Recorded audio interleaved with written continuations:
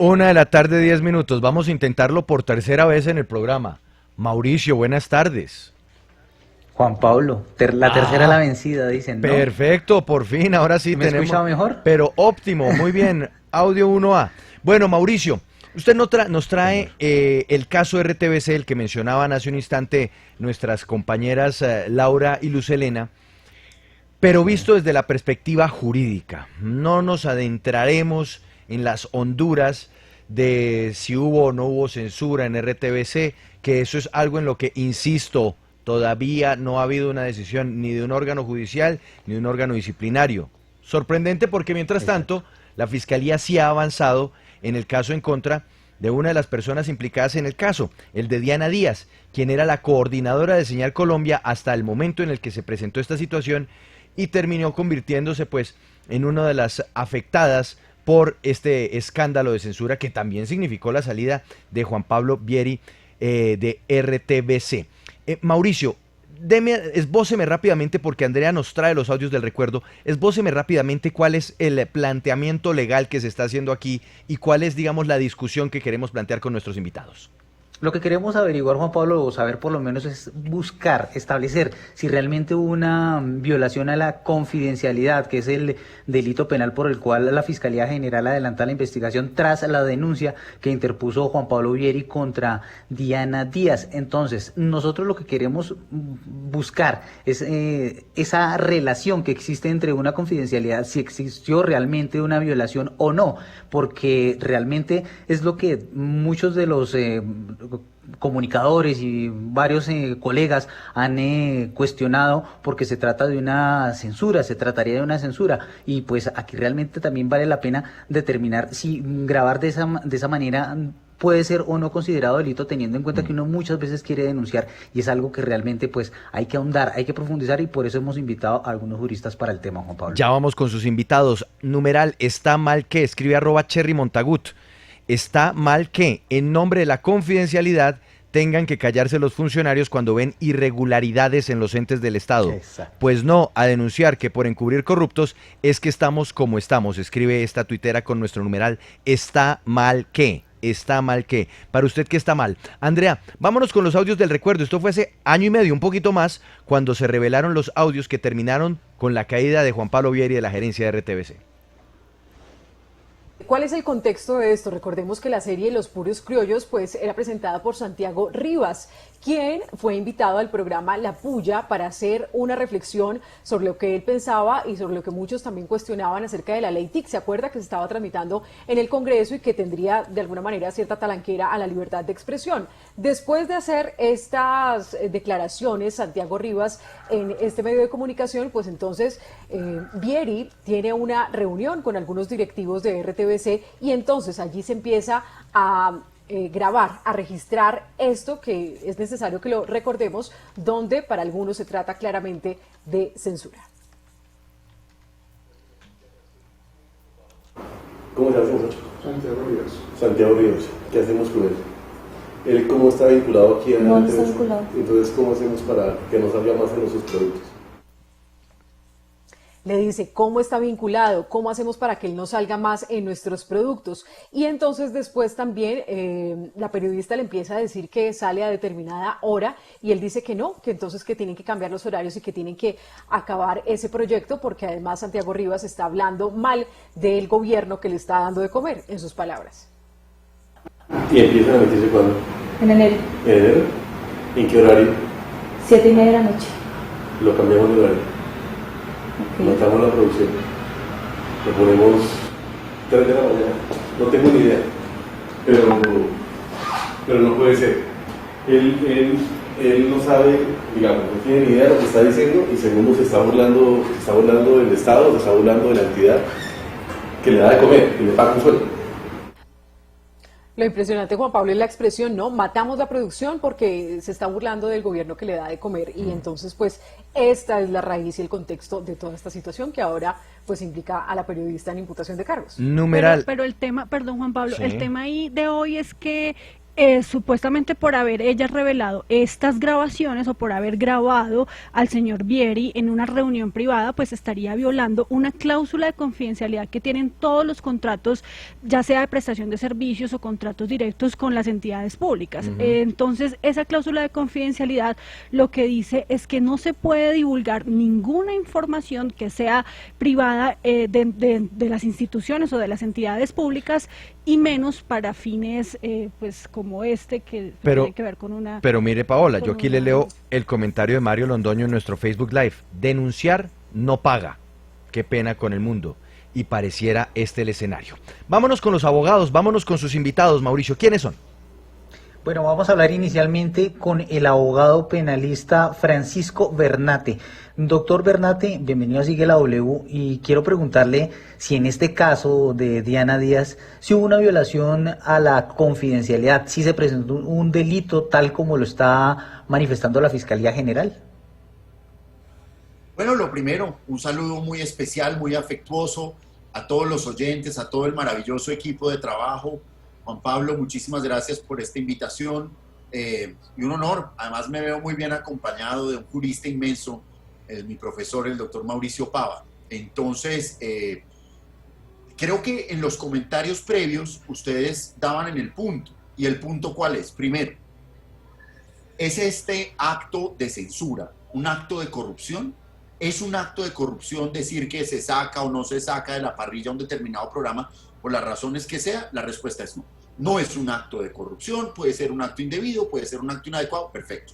En segundo lugar, una cosa es el periodista, el abogado, que tienen ambos una libertad de expresión, y el periodista tiene además un deber de información y se le ampara en la reserva y el secreto profesional. Son cuestiones muy costosas para una democracia. Diferente es cuando entramos a formar parte de una entidad pública o privada, como periodistas o como abogados o como sacerdotes, en cualquier caso. Allí adquirimos un deber de confidencialidad. Deber de confidencialidad que implica que aquello que yo oiga, conozca, entienda o sepa y que no pueda revelarse, pues no se puede revelar. ¿Cuál sería la excepción? La excepción es, primero, soy víctima de un delito, ¿cierto? Al interior de la entidad me están pidiendo plata. ¿Puedo grabar? Sí. ¿Puedo revelar? Sí. Segundo, bueno, son actos de violencia que no vienen al lugar, contra menores, todo eso. Tercero, estoy denunciando un delito. En este caso en concreto, ¿qué sucede? Esta persona es periodista, pero está vinculada con una entidad y en ese sentido tiene una reserva que no aplica a esos casos. Lo que ella graba no es un acto de corrupción, no es un acto de violencia, ni es un delito que se esté cometiendo contra ella y lo divulga. Y nuestro Código Penal, entiéndanme, sanciona a quien, estando obligado a mantener algo en reserva, lo devela, lo revela. No es ese acto un acto de censura, es un acto de cumplimiento de una obligación contractual. ¿Cuándo sería un acto de censura? Diferentes medios, a través de los periodistas, denunciaron esas grabaciones y demás. Sería un acto de censura perseguir a esos periodistas. Eso no se puede hacer. Están ejerciendo el derecho a la información. Eso es confundir al medio con la fuente. La fuente es sagrada y el medio es sagrado. Pero esta persona está hoy llamada a imputación de cargos en su condición de funcionario, no de periodista, de funcionario. Pensemos, y simplemente lo traigo a título de ejemplo, en periodistas como el señor, no sé, Hassan Nazar o tantos otros que hoy están vinculados con el gobierno. Siguen siendo periodistas, pero tienen un deber de reserva frente a cierta información. Eso no significa que estemos encubriendo actos de corrupción, porque este no es un acto de corrupción. Que denunciar no pague, claro que paga, pero uno como funcionario tiene muchas obligaciones, entre esas la de no revelar información que no debo revelar. Insisto, si se está cometiendo un delito, revélela. Si usted está siendo víctima de un delito grave, revele, pero este no es el caso. Doctor Bernate, permítame, saludamos también al doctor Mauricio Pava, ya daba cuenta usted en su saludo. Doctor Pava, bienvenido a Sigue la W, buenas tardes, y cuéntenos desde su punto de vista, desde su perspectiva, ¿aquí se trata de una violación de confidencialidad o también se trata de una censura a la libertad de prensa? Hola Mauricio, a Juan Pablo, muchas gracias por la invitación y a todos los que están allí en la mesa. Y a Francisco, muchas gracias por esas generosas palabras. Mire, yo opino diferente a Francisco. Yo creo que si hay un delito en la censura, y el delito es de hostigamiento por razones ideológicas. Es decir, si un funcionario público, de acuerdo a la grabación que oímos ahorita, le está indicando a un servidor público que debe sacar determinado programa de la parrilla, está cometiendo un delito que la ley 1752 del 2015 llama como hostigamiento. Como es un delito, como esa conducta es una conducta delictiva, la víctima o el que esté siendo destinatario de esa conducta está autorizado para grabar esa conversación. ¿Por qué? Porque la jurisprudencia permite, como lo decía Francisco ahorita, permite registrar en audio por el interlocutor cuando está siendo potencialmente víctima de un delito o está conociendo la existencia de un delito. Y si eso es así, como estoy convencido, la información, no hay un deber de que la información permanezca en secreto o bajo reserva, porque la información como activo de lo público y de lo privado debe permanecer bajo secreto o reserva cuando se trata de comportamientos lícitos. Luego, un comportamiento ilícito propio del delito de hostigamiento por razones ideológicas, en una legislación muy reciente, pues permite registrar la conversación y que esa conversación sea de conocimiento público incluso o de las autoridades. Por eso considero pues que no hay una conducta reprochable o censurable en la periodista. Al contrario, sí creo que la delegada que ha ordenado la inspección contra la FLIP ha cometido algo que en materia de libertad de expresión denomina la Corte Constitucional como una sospecha de inconstitucionalidad. Y esto lo quedó registrado en una directiva de la Fiscalía del despacho del Fiscal General, que es la directiva 007 del 27 de marzo del 2016. Muchas gracias por la invitación. Yo creo que esa es mi primera reflexión al respecto. Sí, bueno, precisamente sobre eso que usted menciona, yo quiero preguntarle al doctor Bernate sobre el alcance de esa cláusula de confidencialidad que existe en este tipo de contratos, y pues entendiendo que hay que cumplirla, pero hasta dónde llega, porque pues también se dice que el derecho existe o llega hasta donde se hace necesario defender otro, y tal vez esa grabación o haber hecho esa grabación de esa reunión era una prueba para otro proceso que esta persona, no como periodista, sino como funcionaria, estaba denunciando o iba a denunciar. Bueno, pues digamos, creo que el doctor Pava y yo, aun cuando aparentemente estamos en desacuerdo, no lo estamos, porque lo que estamos diciendo es que es perfectamente válido grabar una reunión y que no hay confidencialidad cuando se está cometiendo o cuando se está fraguando un delito, ¿cierto? Mal haríamos en decir si en una entidad están poniéndose de acuerdo para pedir sobornos, nadie puede grabar eso porque hay una cláusula de confidencialidad. No, lo que pasa es que el doctor Pava dice, no, sí se estaba cometiendo un delito que es el hostigamiento. Yo discrepo, yo no veo que se estuviera cometiendo, pero bueno. Ese es ¿Y la censura? ¿La censura no es un delito? En Colombia la censura no es un delito. La censura está prohibida en nuestra Constitución, pero como tal el acto de censurar no es un delito, no lo es, lo ha sido históricamente. Sí hay códigos penales en los que el hecho de censurar es un delito, pero hoy en día nuestro código no establece que esa limitación a la libertad informativa o a la libertad de expresión deba ser un hecho punible. Es un hecho ilícito, por supuesto que es un hecho ilícito y es algo indebido y todos debemos reprochar la censura, venga de donde venga y en cualquier momento. Ahora, ¿qué sucede? ¿Hasta dónde? Para contestar la pregunta, ¿hasta dónde llega esa cláusula de confidencialidad? La cláusula de confidencialidad no puede, quiero insistir en eso, interpretarse como que un funcionario, por tener un contrato o por ser contratista o lo que sea, deba mantener en secreto hechos delictivos, de discriminación, de hostigamiento, de matoneo, de acoso, de asedio, o delitos o corrupción. No, las cláusulas no son especies de impunidad, no son salvaguardas de impunidad. Por supuesto que no. Las cláusulas de confidencialidad lo que dicen es usted no puede divulgar aquello que sea materia de reserva. En este caso, esa es una reunión privada, donde en criterio del doctor Pava se cometió un delito que es el hecho de hostigar, en mi criterio no, y por ende no podía revelarse, por ende la funcionaria no puede revelar esa información. Las cláusulas no son espacios de impunidad, ni son mordazas frente a personas que quieran revelar hechos irregulares o hechos delictivos. ¿Cuál es el punto? ¿Hubo aquí o no, en ese acto de censura, llamémoslo así, hubo o no un delito? Para mí no, para el doctor Pava sí, uno que se llama hostigamiento. Yo quiero volver con el doctor Mauricio Pava, porque nos dice el doctor Francisco Bernate que aunque en la Constitución, pues, uno de los elementos claves, uno de los elementos que está definido es el respeto a la libertad de prensa y que no habrá censura en Colombia, pues esto no está tipificado en el Código Penal. Eso no es un error, eso no es una falla en nuestro ordenamiento jurídico que queda además develada por una situación como esta, doctor Pava. No, yo creo que conductas como la censura, y más cuando se dan en un entorno de una entidad pública, sí constituyen un ilícito, como dice Francisco. En mi concepto es un ilícito penal.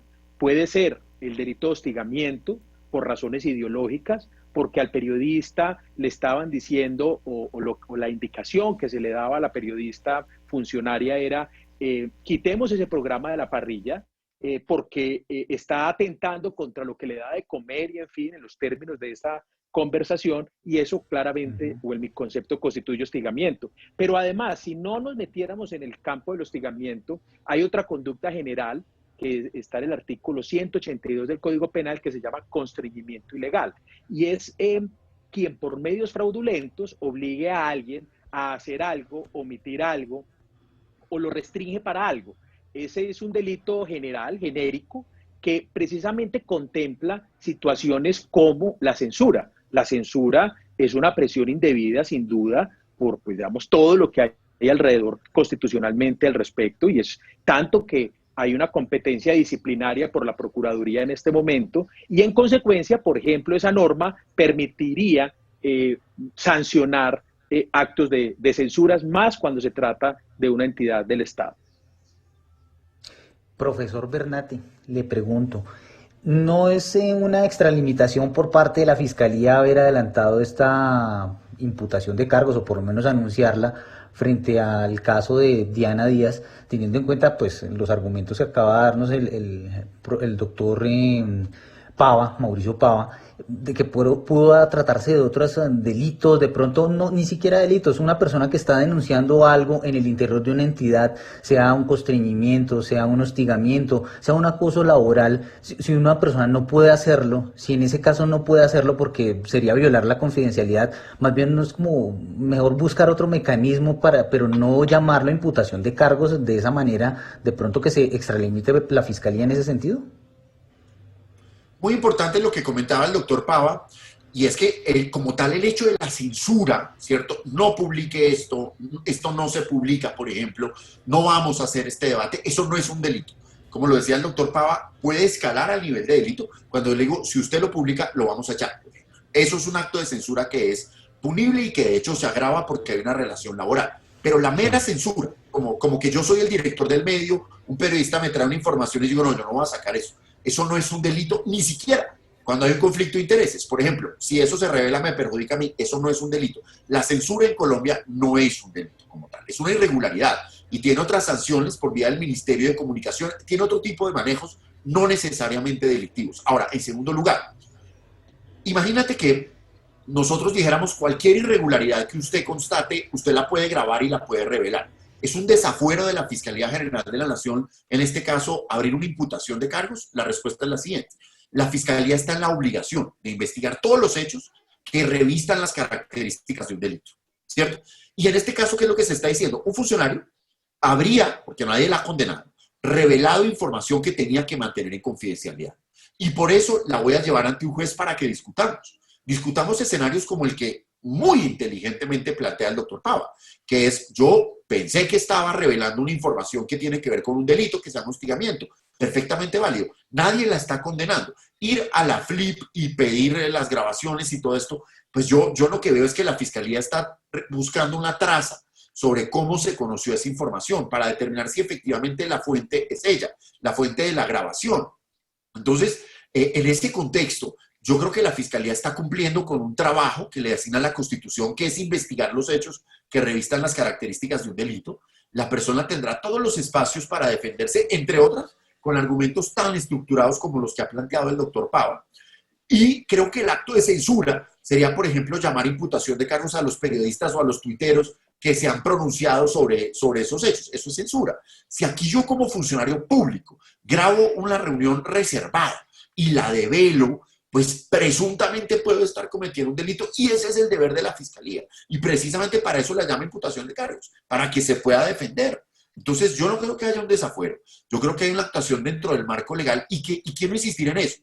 Aquí nadie está persiguiendo a un periodista que denuncia actos de corrupción, porque eso sería inadmisible y hasta dictatorial. Aquí se está persiguiendo a un funcionario que revela información que no tiene un componente delictivo y que estaba en la obligación de mantener en reserva. Doctor Pava, le pregunto a usted, ¿se extralimitó la fiscalía sumado a que también pues se ha hecho el anuncio que a través de un comunicado de prensa que este delito ni siquiera da para medida de aseguramiento? O sea, ¿hay algún tipo de intimidación por parte de la fiscalía? Es como un llamado de, ojo, no se haga esto. ¿Usted cómo lo ve? Yo creo, a mí hay varias cosas que me preocupan. Me preocupa que la posibilidad de llamar o buscar información en medios periodísticos, asociaciones y demás está regulada por la propia Fiscalía en la resolución 007. Y sí me parece que la está incumpliendo la Fiscalía cuando va a hacer una inspección en la FLIP en búsqueda de información relacionada con la fuente. Es que esa directiva que es Juan Pablo, Mauricio, de 70 páginas, regula de una manera muy específica qué pueden hacer los fiscales delegados y a mi modo de ver la está incumpliendo. De hecho, allí dice que la información que se le pide a los periodistas debe ser una invitación para entregar esa información, sobre todo para proteger la confianza con las fuentes, que las fuentes tengan confianza con los periodistas para entregar información. Entonces ese es un tema muy delicado que a mí me preocupa. Igualmente me preocupa el llamado de imputación. Francisco tiene razón, es un señalamiento provisional de responsabilidad, hay todo un juicio hacia adelante y en fin, pero hay un concepto que a mí me ha gustado mucho últimamente y que ha estado en boga últimamente, que es la pena del banquillo. La pena del banquillo es la afectación al ciudadano por el hecho de ser sentado a una imputación y lo que eso representa en vida, en el habeas juris, en la tranquilidad, en los costos además que tienen que asumir en defensa, en el señalamiento público. Entonces la pena del banquillo es un tema que está siendo muy bien trabajado hoy en materia de protección de los derechos y las libertades civiles.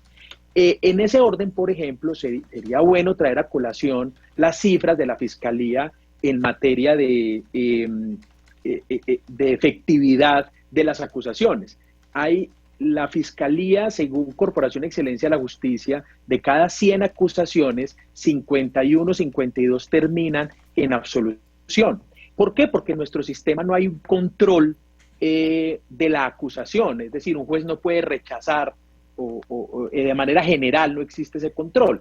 Entonces, cuando una persona es imputada, como va a suceder con la periodista, está condenada a 2 o 3 años o 4 años de proceso con un juicio y con el señalamiento público que eso tiene. Entonces a mí me asaltan esas varias preocupaciones. Creo que la pena del banquillo es algo que se tiene que considerar, la directiva tiene que considerarse. Yo creo que el despacho del fiscal general tiene la oportunidad, con las facultades que tiene, de realizar un comité jurídico, técnico jurídico y revisar el caso que está planteando la fiscal delegada y corregir si toca corregir.